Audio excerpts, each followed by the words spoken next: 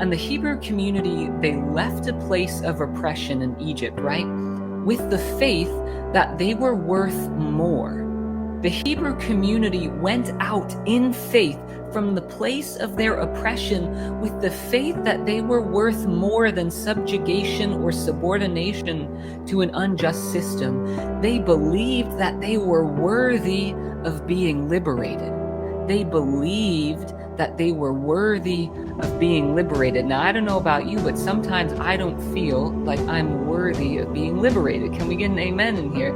Sometimes we've been taught to feel that we are not worthy of being liberated, that we are supposed to confine ourselves, to narrow down and close off, to closet parts of ourselves that do not fit a Christian narrative or whatever the narrative is of our families or communities.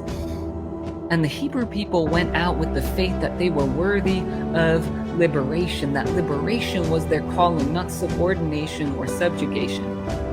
And yet, today's passage shows us that it quickly becomes apparent that liberation is not just about a one-time event. It's not just a one-time thing of being set free from some place or someone. This passage shows us that liberation is going to require something more. It's going to require a reimagining of the very ways in which we coexist together in community. So liberation is not just a one-time being set free, but a new way of being together and with ourselves. And so I wonder if, while the Hebrew community was in the desert with Moses, and they ask a very valid question, right? They have a very valid need. They go to Moses and they say, hey, Moses, man, there's no water, we're gonna die. And for some reason, Moses is angry.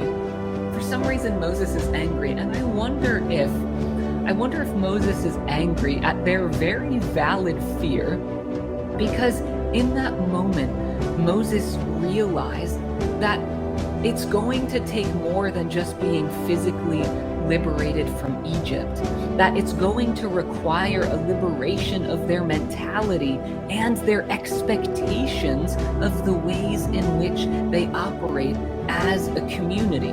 What if liberation became a communal practice that called forth the gifts of everyone in our community so that together we were liberating one another in the presence of the divine?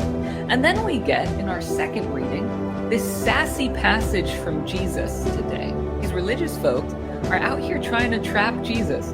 They go up to Jesus and they say, who do you think you are? By what authority do you do the things that you do? Who do you think you are to transgress our rules of the way things ought to be? But Jesus doesn't play their game. Jesus has got that liberated mentality in which he doesn't have to justify himself to anyone whose intentions are harmful. I want you to receive that again. Jesus models for us that we do not have to justify ourselves to folks who do not have our best intentions at heart.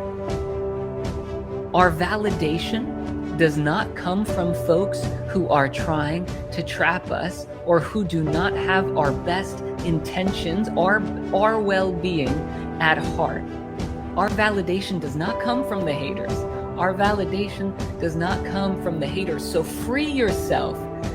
Free yourself from the desire to meet the expectations of anyone who refuses to celebrate who you are becoming. Receive that again. You are free from having to meet those expectations of folks who do not love you as you are. The radical love of God that is within and around us has freed us from the need to justify ourselves to the haters, because love is the call of God. Love calls us to say, wait a second, hold up.